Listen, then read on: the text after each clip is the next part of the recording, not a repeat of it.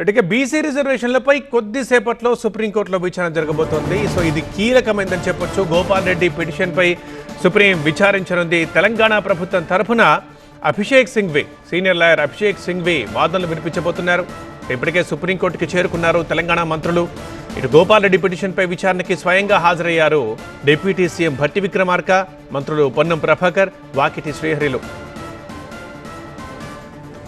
బలమైన వాదనలు వినిపించడానికి తెలంగాణ ప్రభుత్వం సిద్ధమైంది. ఇప్పటికే స్థానిక ఎన్నికల్లో బీసీలకు 42% రిజర్వేషన్లు కేటాయిస్తూ ఆల్రెడీ జీవో నెంబర్ 9 జారీ చేసింది ప్రభుత్వం. టోటల్ రిజర్వేషన్లు 50% పరిమితిని మించాయంటూ జీవో నెంబర్ 9ని సవాల్ చేస్తూ సుప్రీంలో పిటిషన్ దాఖలైంది. ఇప్పటికే న్యాయవాదులు అభిషేక్ మను సింఘ్వితో ఫోన్లో మాట్లాడారు సీఎం రేవంత్ రెడ్డి. గతంలో అసెంబ్లీలో ఆమోదించిన బీసీ రిజర్వేషన్ల బిల్లు ఇంకా గవర్నర్ పరిశీలనలోనే ఉండడంతో ప్రభుత్వం జీవో రూపంలో రిజర్వేషన్లు అమలు చేసేందుకు సిద్ధమైంది.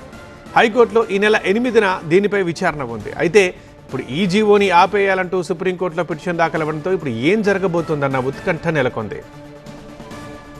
బీసీ రిజర్వేషన్లపై శాసనసభ ఏకగ్రీవంగా ఆమోదించింది అంటున్నారు Telangana deputy CM Bhatti Vikramarka.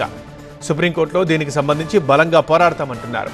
Empirical data ఉంటే రిజర్వేషన్లు పెంచుకోవచ్చని 1991-92లో సుప్రీంకోర్టు చెప్పిందని అంటున్నారు భట్టి.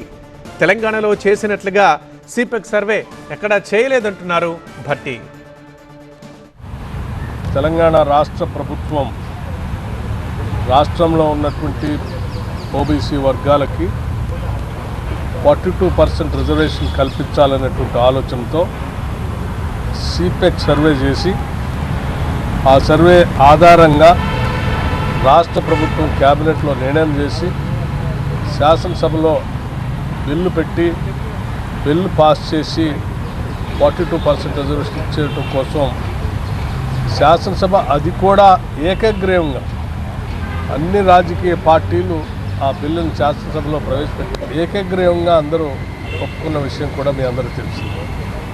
దాన్ని బేస్ చేసుకొని రాష్ట్ర ప్రభుత్వం జీవో ఇష్యూ చేసి స్థానిక సంస్థల ఎన్నికలకి పోతున్నటువంటి ఈ తరుణంలో సుప్రీంకోర్టులో ఒక కేసు దీనిపైన వేసినటువంటి దరిమిల ఈ సుప్రీంకోర్టులో రాష్ట్ర ప్రభుత్వం తరఫున వాదించి దీన్ని ముందుకు తీసుకొని పోవటం కోసం సీనియర్ అడ్వకేట్ అభిషేక్ సింఘ్వి గారిని అట్లాగే ఇతర సీనియర్ అడ్వకేట్లు కూడా రాష్ట్ర ప్రభుత్వం వారందరినీ నియమించుకొని ఈరోజు సుప్రీంకోర్టులో వాదనలు వినిపించడం కోసం వెళ్తూ ఉన్నాం.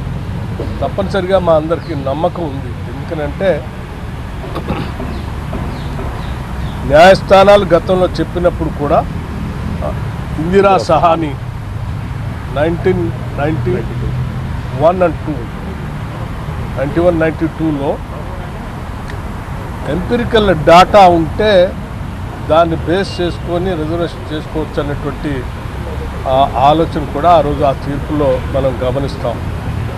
సో దాన్ని చాలా సంవత్సరాలు చాలా రాష్ట్రాల్లో బహుశా దాదాపు స్వాతంత్రం వచ్చిన తర్వాత ఇంతవరకు తెలంగాణ రాష్ట్రంలో చేసినట్టుగా సిపెక్ సర్వే ఎక్కడ చేయలేదు.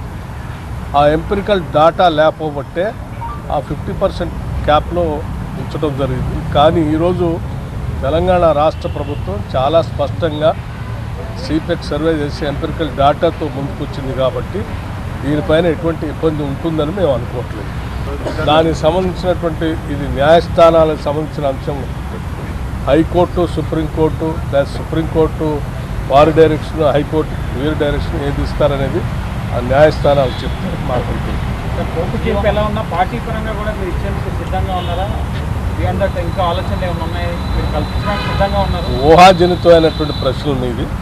మేము తప్పనిసరిగా కోర్టులు కూడా దీనికి సానుకూలంగానే ఉంటాయని మేము ఆశిస్తాము. 67%